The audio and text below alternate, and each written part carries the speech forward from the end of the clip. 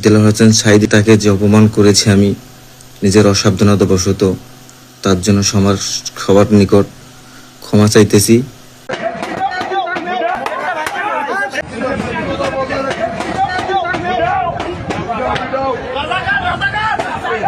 আমাকে বলছে রাজাকার, সুতরাং আমাকে যারা রাজাকার বলবে তারা পিতৃ পরিচয়হীন অবৈধ সন্তান।